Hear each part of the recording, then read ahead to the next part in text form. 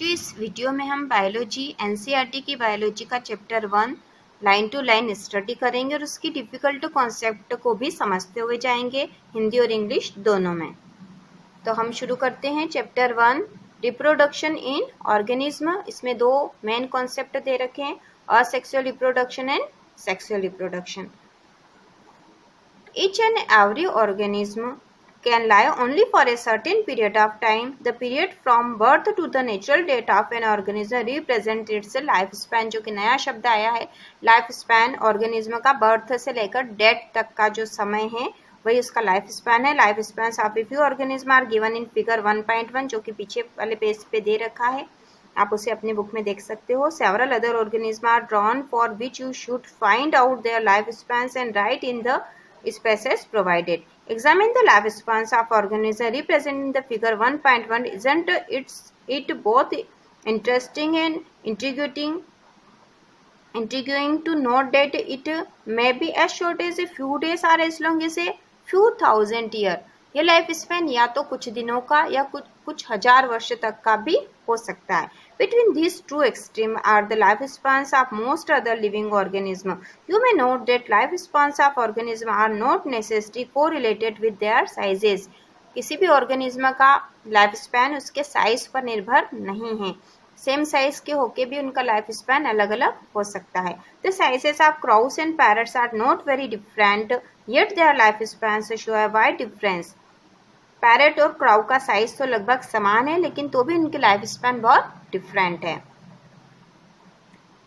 Similarly mango tree has a much shorter life span as compare to a peepal tree. उसी प्रकार mango tree का life span peepal tree से कम होता है। Whatever be the lifespan, death of every individual organism is a certainty. Life span कुछ भी हो, लेकिन यह निश्चित है कि ऑर्गेनिज्म की डेथ होगी, निश्चित है। No individuals is immortal. कोई सा भी इंडिविजुअल्स इमोर्टल अमरता को प्राप्त नहीं करता एक्सेप्ट सिंगल सेल्ड ऑर्गेनिज्म। इसमें एक एक्सेप्शन बताया गया है, सिंगल सेल ऑर्गेनिज्म जिनकी डेथ नहीं होती है माना जा सकता है। क्यों, ये आगे बताया जाएगा। Why do we say there is no natural death in single cell organism. Single cell organism की नेचुरल डेथ क्यों नहीं होती है, ऐसा हम क्यों कह रहे हैं। Given this reality, have you ever wonder how vast number of plant and animal species have excited on earth for several thousand of years. इतने विविध प्रकार के एनिमल और प्लांट 1000 ईयर से इस अर्थ पर हैं। There must be some process in living organism that ensure this continuity. ऐसी कोई प्रोसेस है जिससे कि ये कंटिन्यूटी प्लांट और एनिमल की बनी हुई है। Yes, we are talking about reproduction, something that we take for granted. हाँ, हम रिप्रोडक्शन की बात कर रहे हैं। अब आगे पढ़ते हैं, रिप्रोडक्शन के बारे में स्टडी की जाएगी। अब reproduction is defined as biological process. Reproduction को बायोलॉजिकल प्रोसेस कहा जाना चाहिए। In which an organism give rise to young ones offspring similar to itself. Reproduction एक ऐसी प्रोसेस है जिसमें कोई भी ऑर्गेनिज्म अपने ही जैसा नया ऑर्गेनिज्म को रिप्रोड्यूस करता है। तो of spring grow mature and in turn produce new of spring. जो ऑफ स्प्रिंग है वो ग्रो होगा, मेच्योर होगा और वह नया ऑफ स्प्रिंग पैदा करेगा। Thus there is a cycle of birth, growth and death. इस प्रकार यह एक चक्र है, जन्म, फिर उसका विकास और फिर डेथ का। Reproduction enables the continuity of the species generation after generation. Reproduction के कारण ही ऑर्गेनिज्म की कंटिन्यूटी बनी रहती है जनरेशन से जनरेशन तक। You will study letter in chapter 5 principle of inheritance and variation, How genetic variation is created and inherited during reproduction.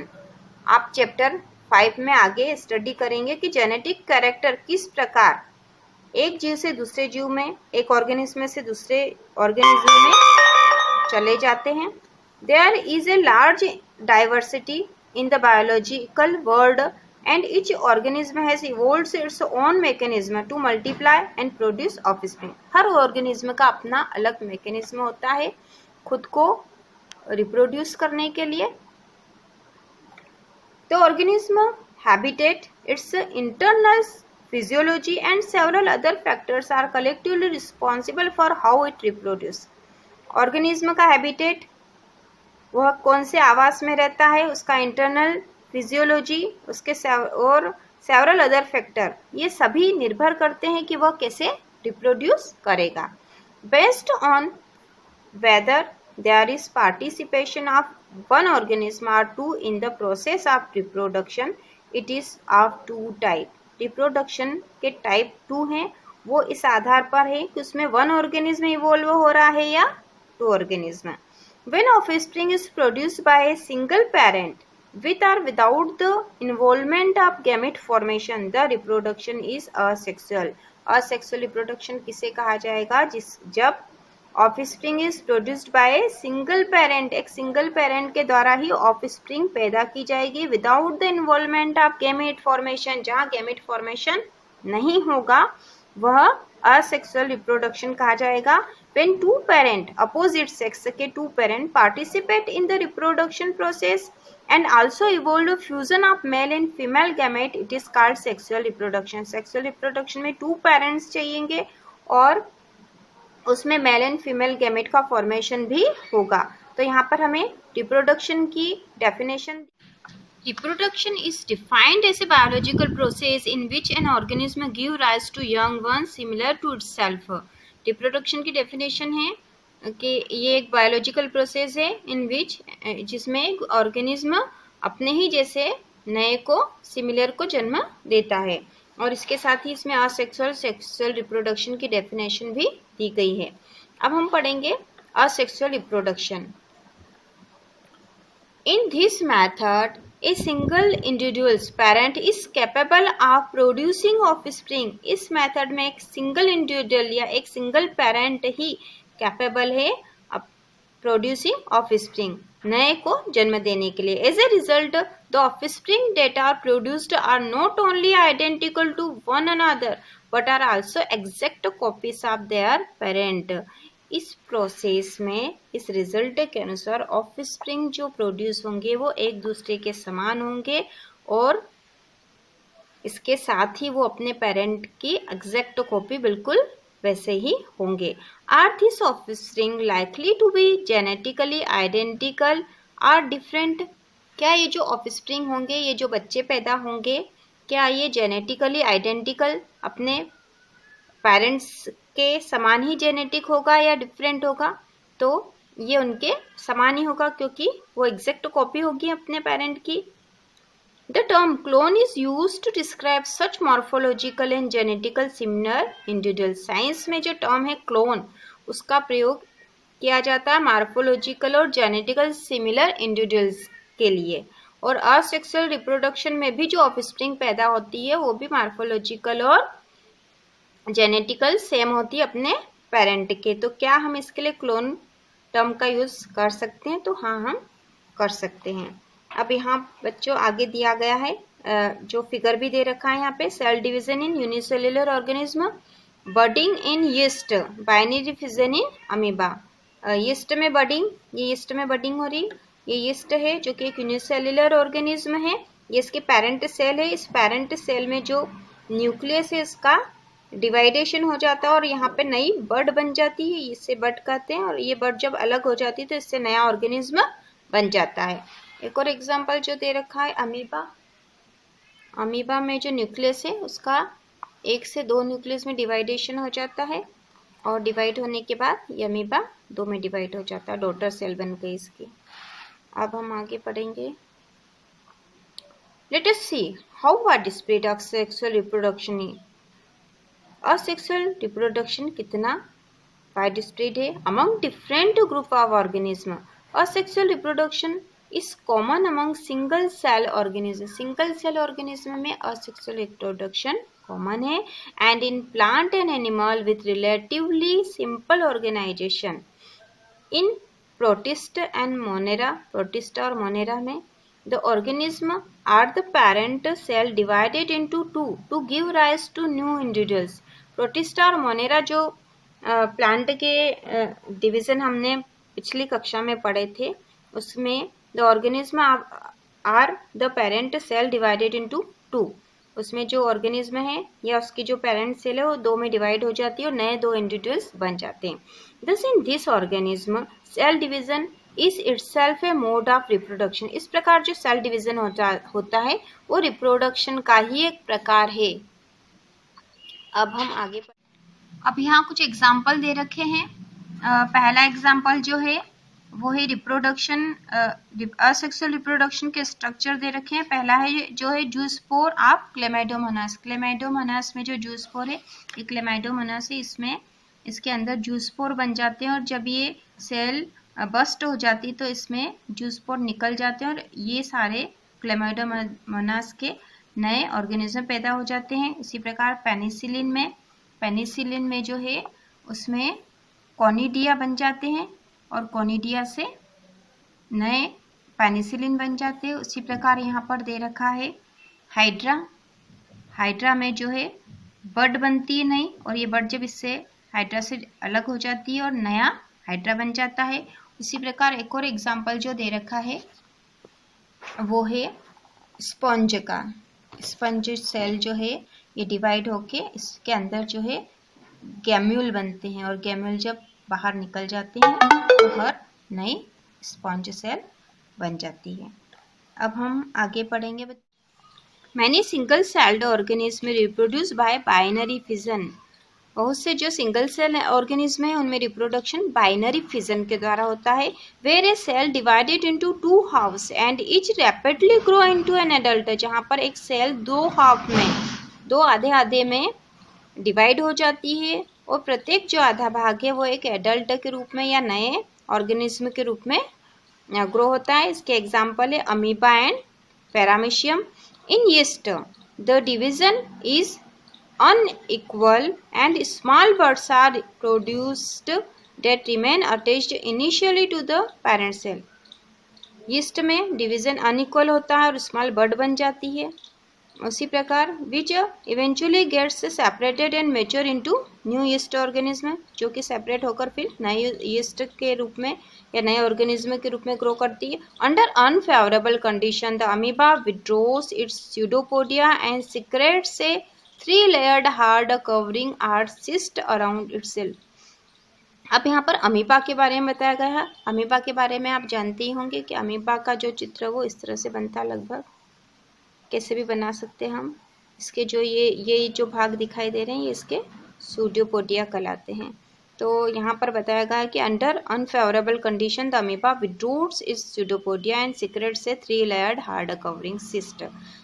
जब unfavourable condition आती है तो अमीबा इसके जो है स्यूडोपोडिया इसको विड्रॉ कर लेता है और एक लेयर बना लेता है अपने आसपास।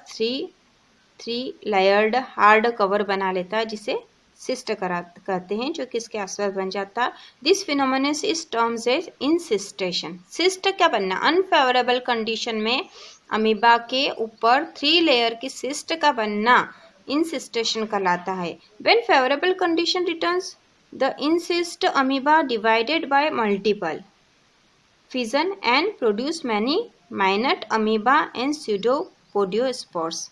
जब फेवरेबल कंडीशन आ जाती है तो अमीबा जो है डिवाइड हो जाएगा मल्टीपल फिजन के द्वारा और प्रोड्यूस कर लेगा बहुत सारे amoeba. The cyst wall burst out and the spores are liberated in the surrounding। cyst wall burst हो जाएगी फेवरेबल कंडीशन में और स्पोर्स जो है आसपास फैल जाएंगे। Medium to grow up into many amoeba, बहुत सारे अमीबा ग्रो हो जाएंगे। This phenomenon is known as sporulation. ये फिनोमेनन, ये जो क्रिया है ये स्पोरुलेशन कहलाएगी। तो यहाँ पर अमीबा के अंदर ही हमने 2-3 चीज़ें पढ़ ली बेटा यहाँ पे कि उसके यदि अनफेवरेबल कंडीशन होगी तो उसके आसपास 3 layered हार्ड कवर बन जाएगा जिसे सिस्ट कहेंगे। और यह जो प्रोसेस है सिस्ट के बनने की जो प्रोसेस है इस फिनोमेनन को हमने इंसिस्टेशन कहा है। और जब फेवरेबल कंडीशन में अमीबा की जो 3 layered सिस्ट बस्ट हो जाएगी और नए स्पोर्स बाहर आ जाएंगे, उससे स्पोरुलेशन कहा जाएगा। Members of kingdom fungi and simple plants such as algae reproduce through special asexual reproductive structure। जो किंगडम फंगी के मेंबर होते हैं और जो सिंपल प्लांट होते हैं जैसे कि एल्गी, वो रिप्रोड्यूस होते हैं स्पेशल असेक्सुअल रिप्रोडक्शन के द्वारा। स्ट्रक्चर जो होता है उसमें, जो कि फिगर 1.3 में दे रखा, हमने पहले पढ़ लिए थे, जो कि हाइड्रा और क्लेमाइडोमोनास में जो हमने उदाहरण देखे थे उसके बारे में बताया गया है। The most common of this structure are zoospore. इसमें सबसे मोस्ट कॉमन जूस्पोर है, जो कि क्लेमाइडोमोनास में होता है। They usually are microscopic motile structure, जो कि माइक्रोस्कोपिक और मोटाइल मतलब चलित, जो एक स्थान से दूसरे स्थान पर बढ़ सकता है, उसे मोटाइल कहा जाता है, स्ट्रक्चर होता है। Other common asexual reproductive structure are conidia, जो कि पेनिसिलियम में, बर्ड, हाइड्रा में एंड गैम्यूल स्पंज में होता है, जो कि हमने उदाहरण पहले देख लिए थे। अब हम पढ़ेंगे आगे। You have learned about vegetative reproduction in plant in class 11th। आपने वेजिटेटिव रिप्रोडक्शन के बारे में क्लास 11th में आप पढ़ चुके हो। What do you think is vegetative reproduction also a type of asexual reproduction? क्या आप सोचते हैं कि वेजिटेटिव रिप्रोडक्शन एक टाइप का असेक्सुअल रिप्रोडक्शन भी है क्या? हाँ है, ये सही है। Why do you say so? आप ऐसा कैसे कह सकते हैं? In the term clone applicable to the offspring formed by vegetative reproduction, vegetative reproduction के द्वारा जो offspring होती है उसके लिए क्या टर्म क्लोन का यूज किया जा सकता है? तो इसके बारे में हम पहले बात कर सकते हैं कि हाँ किया जा सकता है। While in animal and other simple organism, term asexual is used unambiguously. In plant the term vegetative reproduction is frequently used. जो एनिमल है उनमें उनके लिए अधिकतर असेक्सुअल टर्म यूज होती है, जबकि जो वेजिटेटिव प्लांट है उनमें वेजिटेटिव टर्म अधिक यूज होती है। In plant the unit of vegetative propagation such as runner, rhizome, sucker, tuber, offset, bulb are also capable of giving rise to new offspring. जो प्लांट है उनमें जो असेक्सुअल रिप्रोडक्शन होता है, वेजिटेटिव प्रोपेगेशन होता है, उसके लिए जो टर्म्स है वो अलग अलग प्लांट में अलग टर्म यूज की जाती है। और इसके लिए इतने सारे टर्म्स यहाँ दे रखे हैं, runner, rhizome, sucker, tuber, offset, bulb, इससे भी नए ऑफस्प्रिंग पैदा हो जाते हैं। This structure are called vegetative propagules. ये सारे स्ट्रक्चर वेजिटेटिव प्रोपेगुल्स से कहलाते हैं। और ये जो फिगर 1.4 में दे रखा है इन टर्म के बारे में ही, जैसे कि यहाँ पर पोटैटो के बारे में दिया गया है। ये पोटैटो आपने कभी देखे होंगे, आलू, उसमें इस तरह के स्ट्रक्चर होते हैं जिसे उसकी आइस कहा जाता है। और इस तरह कभी देखा होगा आपने, इस तरह से ये थोड़े थोड़े यहाँ से उगने लग जाते हैं, इसे जर्मिनेटिव आई बर्ड है, इसे आई भी कहा जाता है। और यहाँ से इसका जर्मिनेशन, रिप्रोडक्शन हो जाता है सेक्सुअल। इसी प्रकार ये जिंजर में है, जिंजर के जो नोड है और नोड में से फिर धीरे से बर्ड निकलती है और ये इसके एडवेंटियस रूट है। और जो सी है वो बल्बिल ऑफ एगेव है। और leaf bird of Bryophyllum, Bryophyllum में जो लीफ में बर्ड का विकास हुआ है और इसकी एडवेंटियस रूट है जो इसमें दिखाई गई है। और जो ई है offset of water hyacinth, water hyacinth का ऑफसेट दिखाया गया है यहाँ पे। Obviously, since the formation of this structure does not involve two parent, in structure के फॉर्मेशन में टू पेरेंट की आवश्यकता नहीं है। The process evolved is asexual, तो ये प्रोसेस असेक्सुअल है क्योंकि असेक्सुअल रिप्रोडक्शन में एक ही पेरेंट की आवश्यकता होती है और इसमें गैमेट का फॉर्मेशन नहीं होता है, जो कि हमने इसकी डेफिनेशन में हमने पढ़ लिया है। In some organism if the body breaks into distinct pieces, fragment, each fragment grow into an adult capable of producing offspring.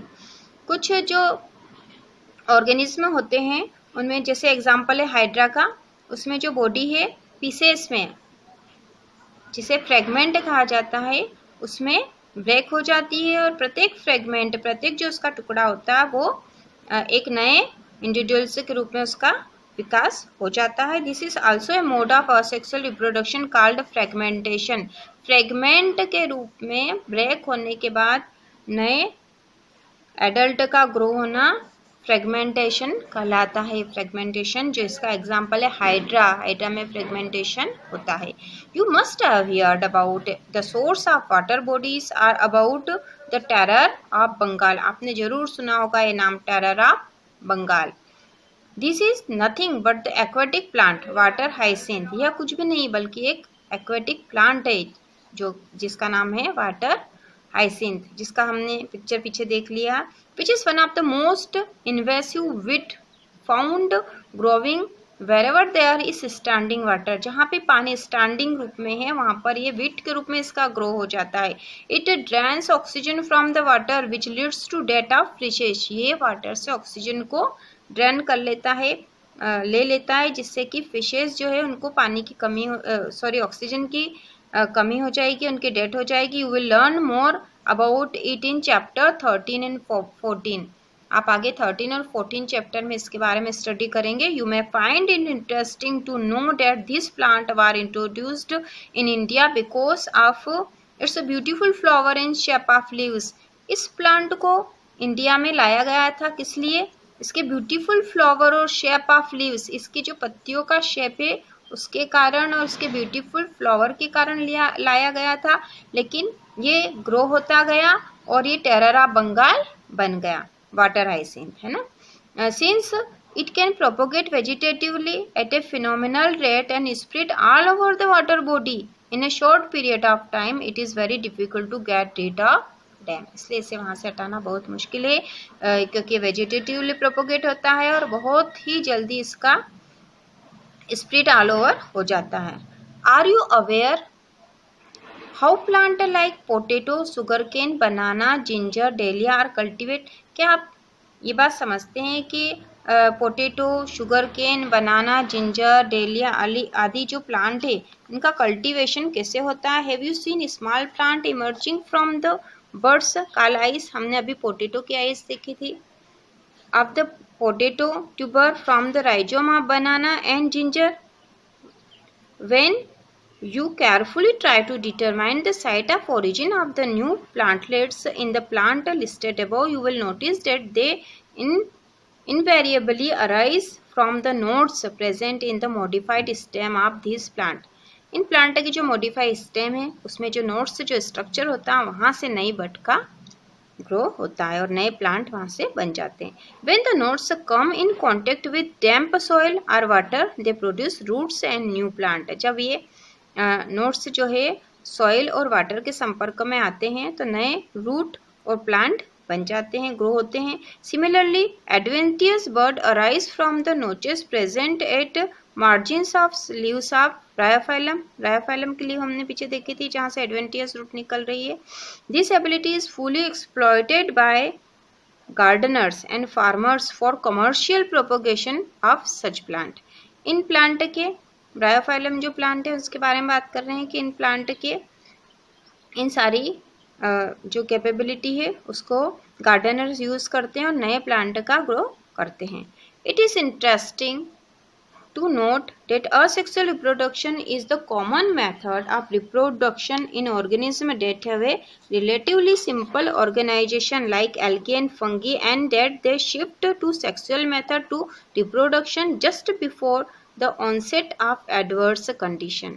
अब यहाँ पर बताया गया है कि कॉमन जो मेथड है असेक्सुअल रिप्रोडक्शन की, जो ऑर्गेनिज्म में कॉमन मेथड होती है असेक्सुअल रिप्रोडक्शन की, वो सिंपल होती है जैसे एल्गी और फंगी में, लेकिन ये इसको शिफ्ट कर लेते हैं। सेक्सुअल मेथड में भी ये शिफ्ट कर सकते हैं, shift to sexual method of reproduction just before the onset of adverse, जब एडवर्स कंडीशन आ जाएगी तो सेक्सुअल मेथड में भी वो शिफ्ट कर सकते हैं। Find out how sexual reproduction enable this organism to survive during unfavourable condition.